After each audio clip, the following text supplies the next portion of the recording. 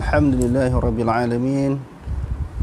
Nahmaduhu wa nasta'inuhu wa nastahdihi wa nastaghfiruh. Wa na'udzu billahi min syururi anfusina wa min sayyiati a'malina. Man yahdihillahu fala mudilla lahu wa man yudlil falan tajida lahu waliyyan mursyida. Asyhadu an la ilaha illallah wahdahu la syarika lah wa asyhadu anna Muhammadan 'abduhu wa rasuluh.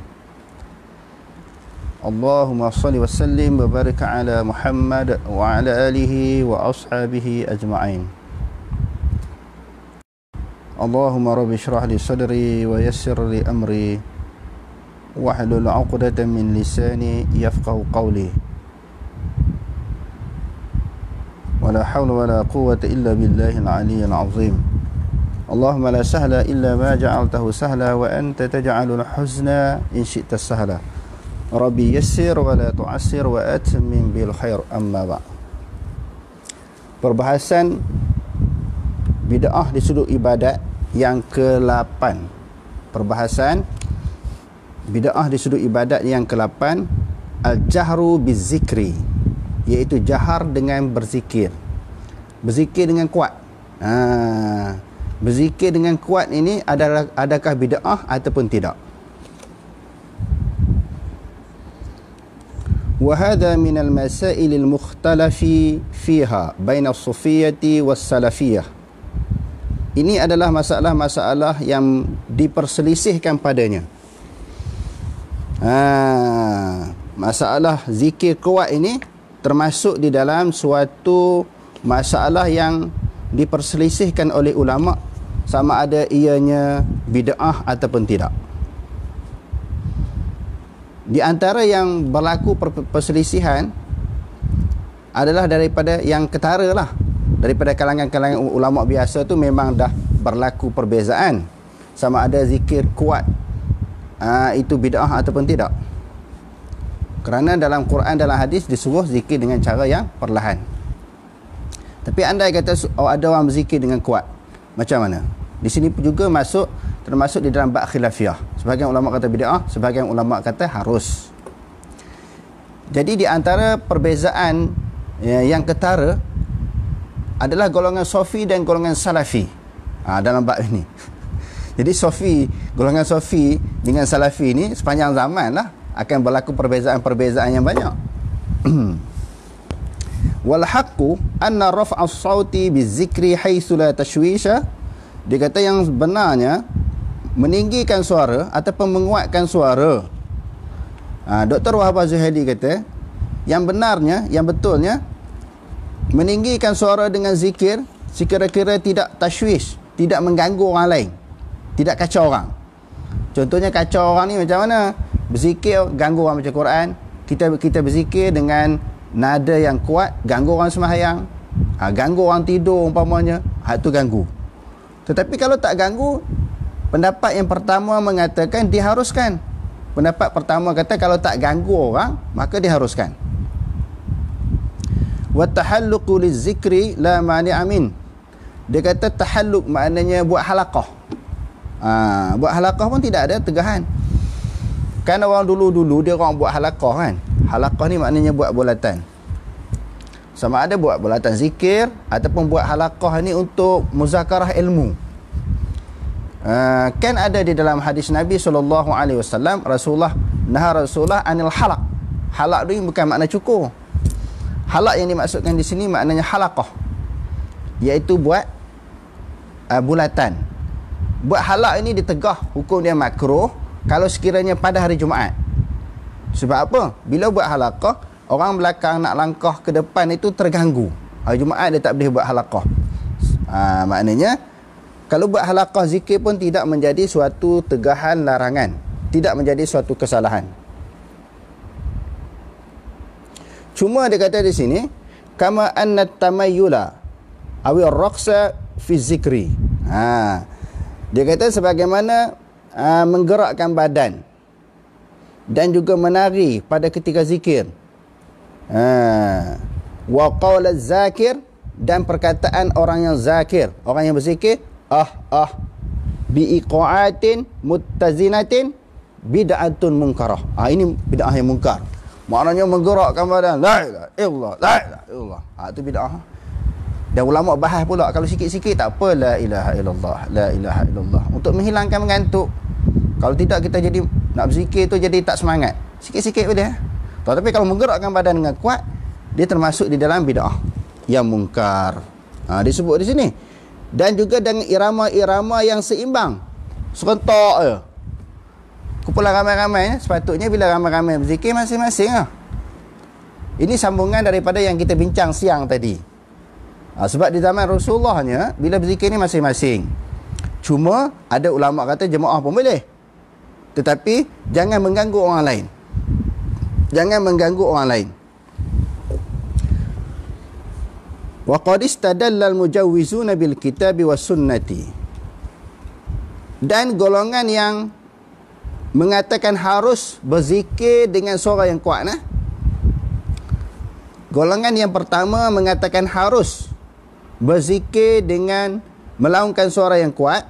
Cuma jangan disebut tadi lah, sebab itu bukan merupakan perkataan zikir. Ke ke ke, itu bukan zikir. Hu. Jadi ada orang kata Allahu la ilaha illahu, dia ambil situ. Sebenarnya tak ada juga. Kita jangan mereka. Bila kita kata berkaitan dengan zikir, zikir ini, sebelum kita berzikir, kita kena faham Nabi dulu berzikir. Dan selepas Nabi pula para sahabat. Bukan kita orang yang pertama berzikir. Jangan nak ambil nahu dulu. Nahu dulu kan Nabi dulu. Dia ambil nahu dulu, i'rab dulu. Itu yang jadi masalah. Sah dari sudut kalam. Jadi Quran dan hadis nak kena ikut nahu kan? Nahu nak kena ikut Quran dan hadis. Sebab dalam Quran juga ada menyebut qad ya'lamullahu alladhina yatasallaluna minkum liwaza. Surah An-Nur. Qad ya'lamu. Kadang-kadang Allah Ta'ala tahu, kadang-kadang Allah Ta'ala tak tahu. Ikut terjemah nahu. Sedangkan Allah Ta'ala sesungguhnya dia mengetahui. Bukan kadang-kadang.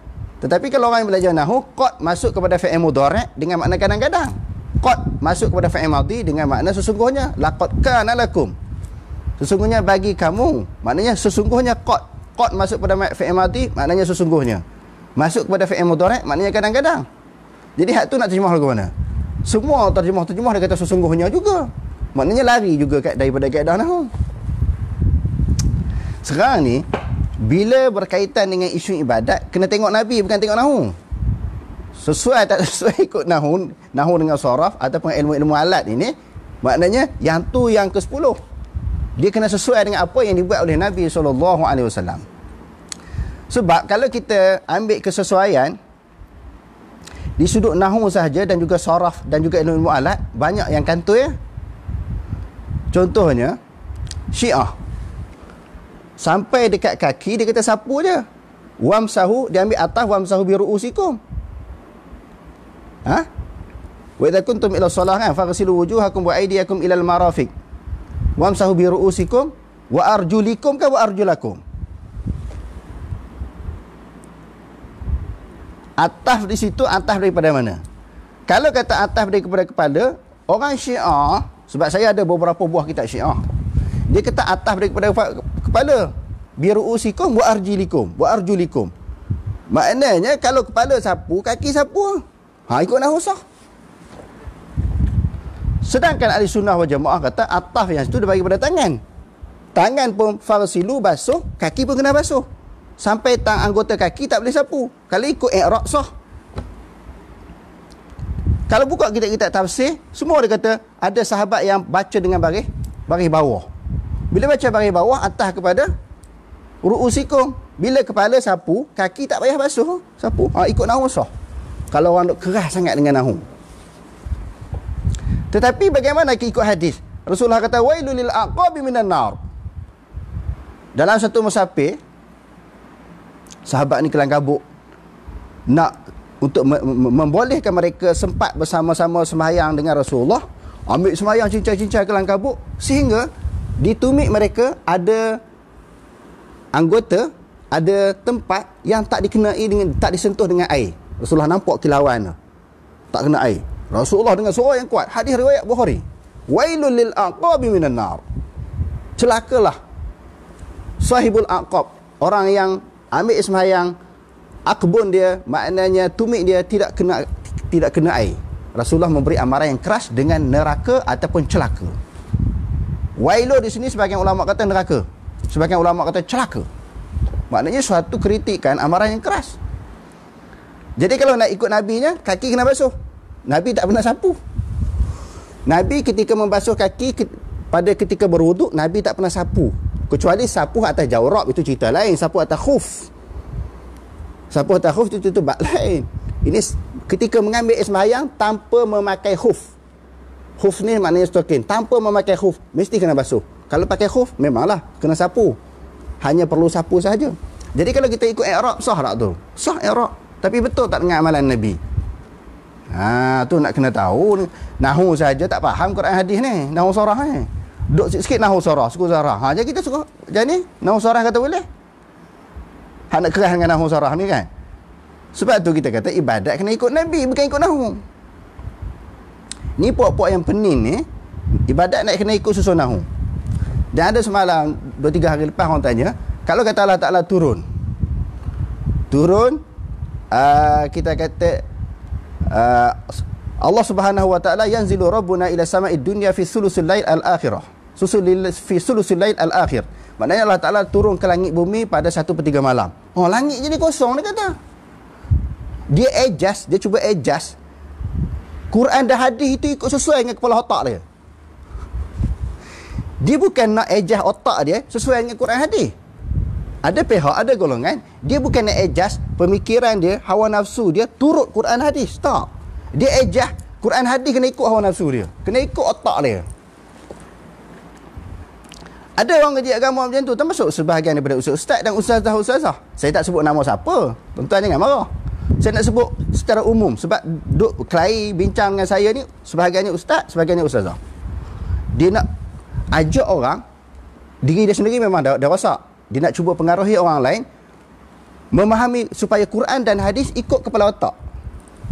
Bukan apa yang ditafsirkan oleh Nabi dan apa yang ditafsirkan oleh para ulama. Khususnya ulama-ulama salaf yang lebih mengerti, yang lebih faham daripada kita. Macam mana boleh keluar soalan? Kalau Allah Ta'ala turun ke langit bumi, masa tu langit jadi kosong. Apa masalah? Apa masalah? Apa masalah dia? Apa masalah dia nak pening? Soalan tu pun salah. Kita dah hurai banyak kali. Cuma dia tak cuba memahami ayat kita dan kitab-kitab yang ditulis oleh para ulama salaf. Kita dah jelas banyak kali, bukan kata ini langit, duduk atas langit macam tu. Duduk atas arah macam tu. Arah ni atas daripada langit, Allah Ta'ala atas daripada tu. Atas daripada tu, daripada aras, bukan dipanggil jihah, bukan dipanggil makan.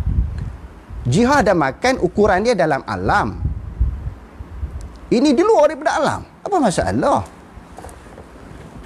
Sebab itu tadi saya dengar ceramah Ustaz Wan Syukri daripada Thailand. Dia kata tak sodok layan, tak sodok jawab, kita teruskan. Sampaikan Quran hadis. Buang masa jawab dalam WhatsApp, Facebook. Jadi pening dia buat di YouTube. Tak payah. Dia ada bagi teguran lah kepada orang-orang yang nak bawa kepada Quran dan Sunnah ni, jangan duk layan. Layan jadi tak jadi kerja. Sebab dia tak cuba memahami. Tetapi bila saya baca Quran, tengok Allahu Akbar, Nabi dulu lagi teruk, kata gila, sihir. Lepas tu dia tuduh macam-macam.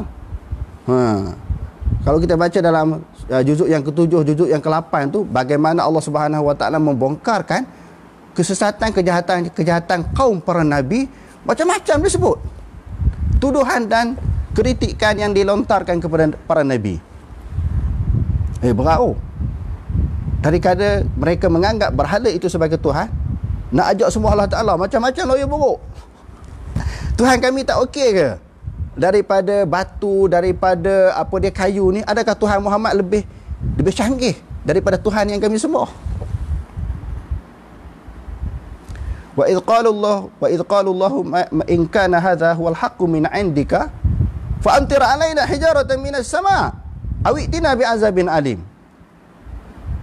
Wahai Muhammad, kalau apa yang kamu kata ini benar, datangkanlah hujan batu daripada langit ataupun mendatangkan azab yang pedih. Kalau kami ni salah, kamu betul, Minta Allah Ta'ala lah doa supaya Allah Ta'ala datangkan hujan batu daripada langit. Kalau kita panas tak lagu tu. Tapi Nabi tak panas. Nabi sabar. Hebat Nabi. Dan bukan kata Nabi Muhammad saja, semua para Nabi dan para Rasul semua sabar dengan karenah dengan loya buruk orang yang menentang. Jadi kita kena belajar dengan akhlak Nabi dan juga para Nabi keseluruhannya. Sabar di dalam menyampaikan dakwah. Tak perlu layan. Hari ni ada orang cabar saya debat dalam Facebook. Kalau betul kita nak bagi tahu, kalau ikhlas datang kemari. Tak usah duk cabar-cabar. Datang kemari kita musakarah. Oh, kena dia anjur cadangkan satu pihak anjurkan debat. Tak payah. Kalau kamu betul, kamu rasa kamu betul, apa yang saya bawa ni salah, mari kita muzakarah. Kita berbincang, bukan kita nak bergaduh. Mari. Jangan cari glamour secara murah. Maknanya nak bagi nak angkat diri jadi glamour, cabar orang. Tak payah cabar. Kalau betul-betul ikhlas nak muzakarah, mari sini. Jadi kita ajak muzakarah, bukan ajak debat. Tak payah buat majlis besar-besar. Kita ajak makan durian, ayam ke kambing ke, kita bincang secara terbuka, secara dia ikhlas, insya-Allah. Tak perlu melibatkan orang awam. Mana-mana orang alim kan? Mana-mana pihak yang rasa tak puas hati, tak perlu melibatkan orang awam. Sebab muzakarah demi muzakarah, perbincangan demi perbincangan saya dah buat lama dan banyak kali dah. Sama ada secara tertutup ataupun secara terbuka. Jadi pihak yang cuba tak nak faham, dia tak faham sampai ke sudah. Jadi kita tak akan layan. Maknanya kemuskilan ajak debat dan sebagainya kita tak nak layan. Kalau betul nak datang. Kita tak jamu doyan lagi, insya-Allah. Jadi kita nak bagi tahu jangan duk jual murah-murah. Kalau nak, mari kita bermuzakarah, berbincang yang mana betul, yang mana salah berdasarkan kepada Quran dan hadis. Cuma satu lagi kita nak bagi tahu, kitab yang kita kemukakan dia tak percaya. Dia paksa kita ikut kitab dia, ikut pandangan dia. Sedangkan kita pun mengatakan apa yang dia faham, apa yang dia pegang tak salah. Tetapi yang menjadi masalah, dia menganggap pegangan kita ni salah. Cuma dia duduk lawan dalam Facebook, dia tak berani berdepan. Jadi ya, golongan macam ni kita tak nak layan. Kita nak terus sampaikan perjuangan kita, nak ajak masyarakat supaya kembali kepada Quran dan hadis. Okey, kita sambung apa yang kita sebutkan tadi. Bagi golongan yang mengharuskan berzikir secara kuat ini, waqad istadalla mujawwizuna bil kitabi was sunnah. Sesungguhnya telah mengambil dalil oleh golongan yang mengharuskan dalil daripada Quran dan sunnah. Faminal kitabi awil qur'ani, dalil daripada kitab dan juga Quran. Qaulullah ta'ala adalah firman Allah Subhanahu wa ta'ala, alladzina yadhkuruna Allah qiyaman wa qu'udan wa ala junubihim. Orang-orang yang berzikir akan Allah, yakni kepada Allah Subhanahu wa ta'ala, sama ada dalam keadaan dia berdiri ataupun duduk. Wa ala junubihim, di atas lambung-lambung mereka. Berzikir ni boleh berdiri, duduk di atas lambung-lambung. Maknanya kita mengiring. Boleh? Tidak ada masalah. Tak semestinya zikir itu berdiri, tak semestinya dia duduk. Boleh dalam apa-apa keadaan. Wa hadzal umumu jarin ala umumih. Dia kata ini umum, ayat ini dia berjalan sebagaimana keumumannya. Lakin la ya'nil al-qafaza wat tamayyula war raqsa wa nahwahu. Ayat ini secara umum perlu dipegang secara umum. Tetapi bukan yang dikehendaki di sini, walaupun dia umum sehingga berzikir itu sampai melompat dan juga menggerak-gerakkan badan yang kuat dan juga menari. Ini disebut oleh Dr. Wahbah Zuhaili. Walaupun umum tidaklah sampai menari. Saya dah sebut banyak kali. Maknanya hadis yang sahabat menari depan Rasulullah ketika berzikir tak ada. Tidak ada. Kalau saya kata tak ada, Dr. Wahbah Zuhaili pun dia pun mengaji hadis juga. Ulama lagi. Dia kata tengok melompat, menggoyang-goyangkan badan, menari, bukan suatu jenis zikir yang ada di dalam agama.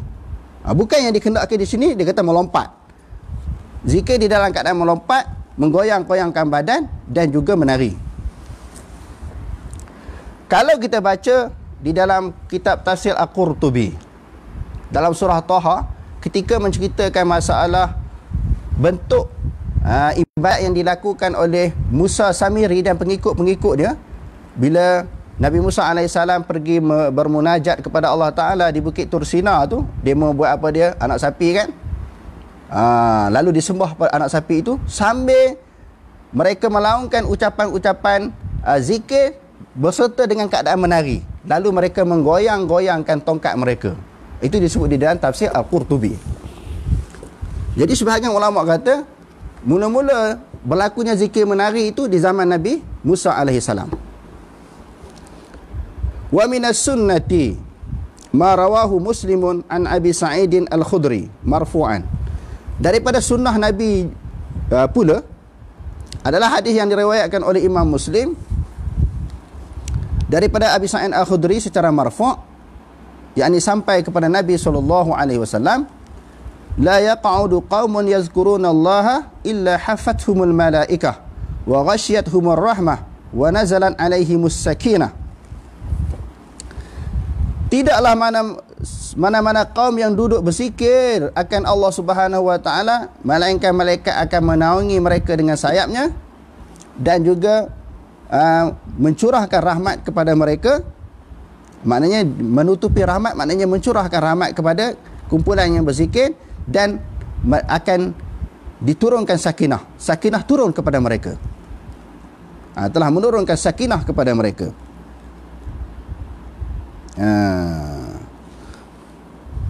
Maknanya ketenangan.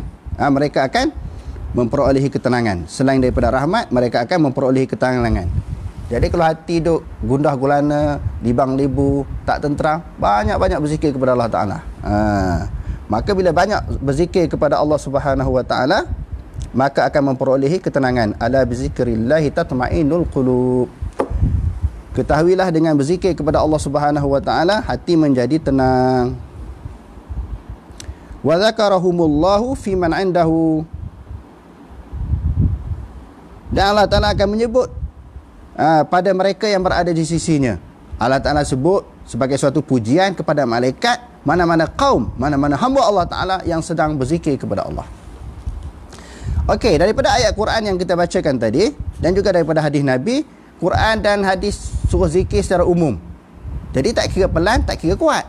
Boleh belakalah, sama ada pelan pun boleh, kuat pun boleh. Cuma kuat ini dia sebut janganlah sampai menari, sampai melompat, sampai menggoyang-goyangkan badan, dan jangan tashwish, jangan mengganggu orang lain. Kalau tidak ada perkara-perkara yang disebutkan tadi, maka zikir dengan kuat diharuskan. Diharuskan. Ini pegangan pendapat golongan yang pertama. Ada penggolongan yang kedua pula melarang dengan berzikir dengan melaungkan suara yang kuat, dengan suara yang kuat. Wastadallal mani'una bi atharin, telah mengemukakan dalil bagi golongan yang melarang zikir dengan kuat dengan beberapa asar. Asar ni maknanya, kalau asar hadis, sesuatu yang disandarkan kepada Nabi. Asar ini sesuatu yang disandarkan kepada sahabat, sama ada perbuatan ataupun perkataan, itu dipanggil asar. Jadi golongan yang kedua mengemukakan dalil daripada beberapa asar, minha, sebahagian daripadanya, anna Abdullah bin Mas'ud radhiyallahu an, sesungguhnya Abdullah bin Mas'ud radhiyallahu an qala fi qaumin ijtama'u 'ala zikri, yang berhimpun ramai-ramai, laqad ji'tum bi bid'atin zulman, kamu telah mendatangkan suatu bid'ah yang secara zalim. Aw laqad faddaltum ashab Muhammadin ilman, sesungguhnya kamu telah melebihkan akan sahabat-sahabat Nabi di sudut ilmu. Maknanya kamu rasa kamu lebih tahu daripada apa yang dilakukan oleh para sahabat. Kamu merasakan, kamu menganggap bahawa kamu lebih baik daripada para sahabat. Bila orang buat kumpulan zikir, ditegur oleh siapa dia? Abdullah bin Mas'ud. Kalau nak zikir masing-masing, ataupun duduk dalam kumpulan yang ramai, sebagaimana yang kita sebut siang tadi, masing-masinglah zikir, bukan dicetuskan oleh satu ketua, seorang ketua ataupun seorang amir ataupun seorang khalifah. Ni golongan kedua kata tak boleh. Tak boleh dengan makna makruh. Ai innahu anqara al-istima'a 'ala zikri, dia mengingkari berhimpun untuk berzikir, ma'a raf'i sauti bih, berserta dengan mengangkat suara, berhimpun dengan suatu suara, suatu rentak, dan diangkat suara, berzikir dengan suara yang kuat, ditegah, dilarang. Wa wasafahu bi annahu bid'atun fid din. Dan Abdullah ibnu Mas'ud menganggap bahawa perbuatan itu adalah merupakan suatu perkara bid'ah di dalam agama. Jadi kalau orang kata bid'ah, jangan tuduh Wahabi. Sebab Abdullah bin Mas'ud pun tegur. Kita ni jadi masalah, tuan-tuan. Bila orang berbeza dengan kita terus cok. Tak boleh macam tu. Cuba kita berlapang dada. Kedua-dua belah pihak lah. Jadi kalau orang kemukakan satu pandangan, kita tak setuju dengan pandangan tersebut, tak apalah, kita jawab balik dengan ilmu. Bukan kita gentam, kita pergi maki hamun orang, kita mempengaruhi masyarakat untuk menentang mana-mana individu yang tak secocok dengan kita, yang tak seleran dengan kita. Itu tak baik. Maknanya kita berhak untuk tidak setuju dengan mana-mana orang. Kita berhak untuk tidak setuju dengan mana-mana kumpulan, dengan mana-mana individu.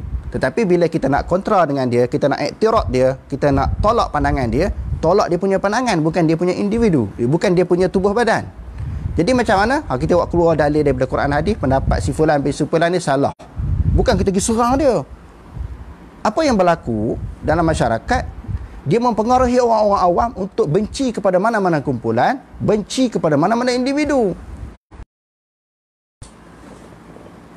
Jadi insya-Allah dengan pendedahan, pembongkaran yang kita buat ini, sikit sebanyak kita nak cuba rapatkan jurang perbezaan di antara mana-mana kumpulan di dalam kumpulan-kumpulan Islam ini.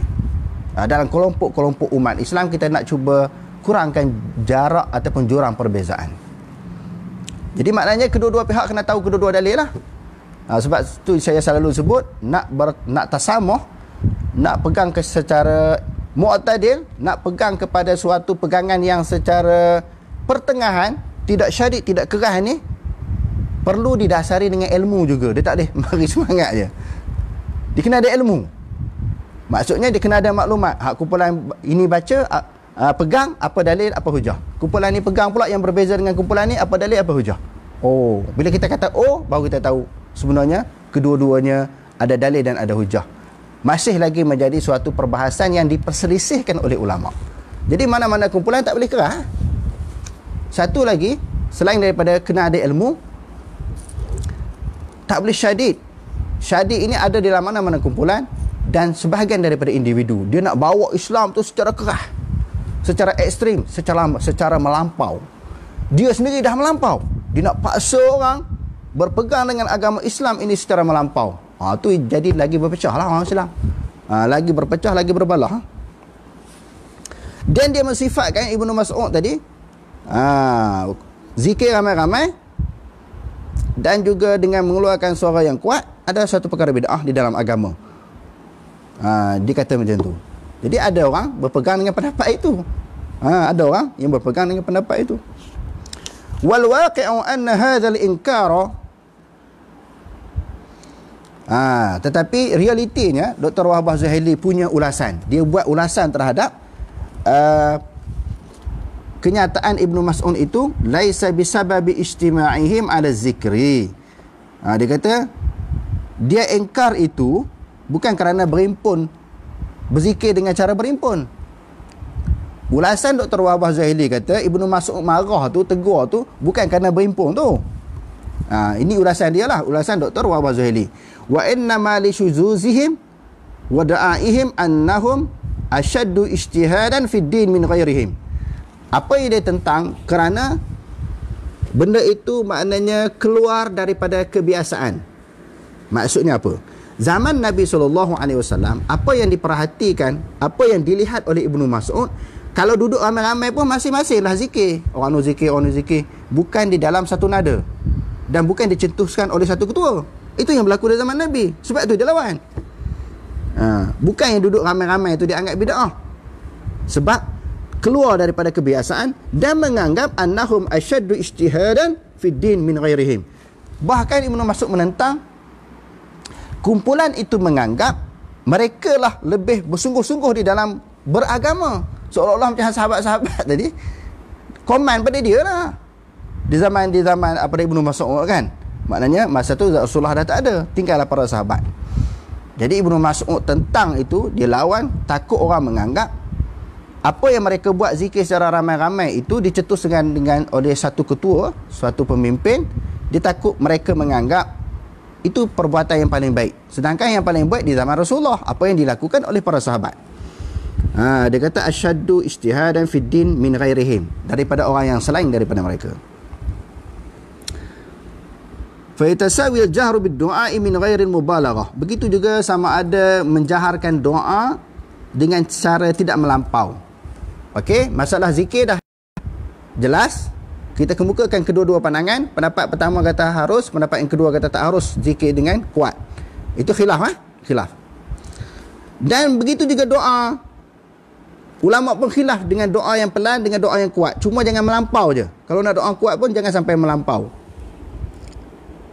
Wal israru liqaulillahi ta'ala. Adapun zikir dengan cara perlahan itu firman Allah Subhanahu wa taala, wadhkur rabbaka fi nafsika tadarruan wa khifatan dunal jahri minal qaul bil ghuduwi wal asal wa la takun minal ghafilin. Hendaklah kamu berzikir akan Tuhan engkau pada diri kamu secara tadarru', rendah diri dengan Allah, wa khifatan, dengan pelan, dunal jahri. Khifah tu jelas dah, dunal jahri jangan kuat, daripada perkataan sama ada pagi dan juga petang. Wala takum minal ghafilin, janganlah kamu jadi daripada kalangan orang yang lalai. Walaupun hadirin sekalian, sebahagian ulama mengharuskan zikir dengan suara yang kuat dan berdoa dengan suara yang kuat. Tetapi apa yang dianjurkan di dalam Al-Quran? Quran menganjurkan zikir pelan. Jadi kalau kita tengok antara dua-dua pandangan ini, hak mana lebih hampir dengan Quran? Antara golongan yang kata zikir kuat itu harus dengan golongan yang kata zikir kuat tidak harus, yang mana lebih dekat dengan Quran? Yang mana lebih hampir dengan Quran? Yang mana sejajar dengan petunjuk Al-Quran? Iaitu pandangan yang kedua lah. Sebab sejajar dengan Quran. Sebab kita nak ikut Quran hadis. Walaupun orang yang zikir yang kuat tu kita tak kata bid'ah, kita tak kata haram, tapi yang paling comel, paling moleknya, paling okeynya, paling baiknya sejajar dengan Quran. Sebab dalam Quran menyebut fa in tanaza'tum fi syai'in farudduhu ila Allah war Rasul. Jika kamu berbeza pendapat antara satu sama lain, kembali kepada Allah dan Rasul. Kembali kepada Allah, Quran, kepada Rasul, iaitu hadis Nabi. Ay innal matlub minhu khusyu'. Huwa al-khusyu' wastihdarul 'azamatillahi wal khawf min. Apa yang dituntut dalam zikir ini khusyuk, menghadirkan hati tentang keagungan Allah dan takut kepada Allah. Kita tak nak jadi macam ni. Jadi macam orang duk kelahi sembahyang tarawih 20 ke 8, 20 ke 8, kelang-kelang tu tak buat langsung. 20 ke 8, 20 ke 8 tu so buat lah senang. Tak payah gaduh, tak payah kelahi. Nak zikir kuat kan zikir pelan, akhir-akhirnya tak buat langsung. Tu lagi tak betul lah tu. Yang pentingnya kata wala takum minal ghafilin. Jangan kamu termasuk daripada kalangan orang yang lalai. Duk kelahi dalil ni tak berzikir. Sedangkan ulama khilaf zikir kuat atau zikir pelan. Yang pentingnya zikir lah, nak kuat ke nak pelan ke. Jangan termasuk daripada kalangan orang yang lalai. Masalah kalau duk kelahi-kelahi ni hilang zikir dalam hati tu, tak ada zikir dah. Sebab duk asyik duk balah bab dalil. Rugilah kita dunia akhirat. Duk bertengkar, berbalah, berkumpulan-kumpulan Islam ini, akhirnya kita sendiri tak zikir kepada Allah Ta'ala. Kita duk banyak hukum atas orang, tak hukum atas diri sendiri. Yang dituntut di dalam zikir ini khusyuk, menghadirkan hati yang menunjukkan keagungan dan kebesaran Allah dan takut dalam hati. Hak tu penting lah. Nak zikir kuat ke pelan, pelan ke terpulang lah. Cuma kalau nak zikir kuat jangan ganggu orang. Silakan. Tadi kita sebut juga nak berzikir kuat ke doa kuat, janganlah tengah orang sembahyang kita hayung zikir kuat-kuat. Lebih-lebih lagi masjid yang kita sebutkan tadi dan juga surau yang dekat dengan jalan raya, yang orang duk singgah sembahyang musafir kan. Ada orang masbuk, ada orang sembahyang musafir, yang untuk imam, untuk ni duk berzikir kuat-kuat, doa kuat-kuat. Orang tengah sembahyang. Ni banyak terjadilah. Lebih-lebih lagi meratib. Ketika selepas sembahyang subuh orang meratib cukup kuat. Orang masih ada dalam sembahyang, tu ganggu tak boleh. Kalau tak ganggu, silakan. Seorang-seorang sendirian, silakan zikir yang kuat. Kalau dia nak pegang pendapat pertama tadi, diharuskan. Cuma nak bagi tahu sekali lagi, yang penting dalam zikir khusyuk dan menghadirkan hati dan takut kepada Allah. Bitawassuti baina jahri wassirri, pertengahan itu lebih baik antara kuat dengan pelan. Min ghairi siyahin wala taswitin, dengan tidak menjerit. Tengok. Nak kata Dr. Wahbah Zuhaili Wahabi ke? Dia mazhab Maliki, masih berada dalam mazhab dengan tidak menjerit dan juga mengeluarkan suara yang kuat. Lihadza qala an-nabiy sallallahu alaihi wasallam li ashabihi, oleh kerana itu Nabi sallallahu alaihi wasallam bersabda, ya ayuhan nas irba'u ala anfusikum, wahai manusia, perbetulkan diri kamu, perbaiki diri kamu, fa innakum la tad'una asamma wala ghaiba, sesungguhnya kamu berdoa bukan kepada yang pekak dan bukan kepada yang gaib. Ada sejarahnya hadis ni, asbabul wurud dia. Ada sahabat ni doa kuat-kuat, doa murau-rau kuat-kuat. Rasulullah kata, baiki diri, perbetulkan diri, sesungguhnya apa yang kamu doa tu bukan doa kepada yang pekak. Allah Ta'ala bukan tak dengar, Allah Ta'ala bukan tak dengar, dan Allah Ta'ala bukan yang gaib, sentiasa hadir. Wa idza sa'alaka ibadi anni fa inni qarib ujibu da'wata da'i idza da'an falyastajibu li wa yu'minu bi la'allahum yarshudun. Allah Ta'ala hampir kan? Hampir di sudut ilmu, bukan di sudut zat dia. Nanti individu tu dia bahas pula mana ni? Dia sentiasa dia cari. Dia bahas pula tu. Dia kata ni ada ruang nak makan ni. Dia jadi penonton. Orang nak bersilat dalam gelanggang, dia tengok luar gelanggang. Kalau nak bersilat, duduk dalam gelanggang. Dia tengok, boleh makan ni, langkah ni sumbang. Dia kata, mari dalam gelanggang. Kita ajak dia mari bersilat dalam gelanggang. Jangan bersilat di luar gelanggang. Dia kata boleh makan, langkah ni sumbang. Adalah individu-individu tertentu dalam dunia ni. Lalu tadi makan doyan banyak tadi. Berpeluh. Jadi bukan panas ni, saja suara kuat. Jadi Nabi kata, kamu tidaklah berdoa kepada yang pekak dan juga yang gaib. Innakumul ladzi tad'u sami'an basira. Yang kamu doakan itu yakni Allah Subhanahu wa taala Maha mendengar. Sini dipanggil sirah mubalaghah, sami'an basiran. Dia tak kata sami'un ataupun basirun. Dia kata sami'an basiran. Sirah mubalaghah. Sangat-sangat mendengar, sangat-sangat melihat. Wa huwa ma'akum. Di sudut apa tu? Di sudut ilmu, bukan di sudut zat. Wa huwa ma'akum. Ma'akum ma'ana ma'ahum. Ayat Al-Quran kita hurai dah hari tu. Hari tu wakil dia tak boleh nak jawab. Lepas tu duk lawan dalam Facebook. Kita panggil tu orang alim lah tu. Orang yang pakar nahu, pakar i'rab, pakar bahasa Arab. Tak boleh nak jawab. Tapi duk jawab di luar. Sepatutnya jawab di depan. Walladzina tad'unahu aqrabu ila ahadikum min 'unuqi rahilatihi. Dan apa yang kamu doakan adalah lebih hampir kepada kamu daripada tengkuk kenderaan binatang. Orang naik binatang, kuda ke unta, tengkuk dia dengan tuan nak naik tu dekat tak? Dekat lah. Kadang-kadang pegang tali, kadang-kadang pegang telinga. Dekat tak antara tengkuk binatang tu dengan dia? Dekat. Allah Ta'ala dekat lagi. Dekat di sudut apa? Di sudut ilmu. Nak kena hurai lagi tu. Takut dia kata ni ada ruang nak makan ni. Jadi di sudut kesimpulannya tuan-tuan, zikir dan doa dengan melaungkan suara yang kuat dan suara yang pelan itu diharuskan. Cuma saya nak ulang sekali lagi, jangan sampai ganggu orang, diharuskan. Tetapi yang terbaiknya, yang sejajar dengan Al-Quran dan sejajar dengan petunjuk Nabi SAW, tidak kuat secara sederhana. Wallahu alam. Aqulu qali hadza wa astaghfirullahal azim li wa lakum. Wassalamualaikum warahmatullahi taala wabarakatuh.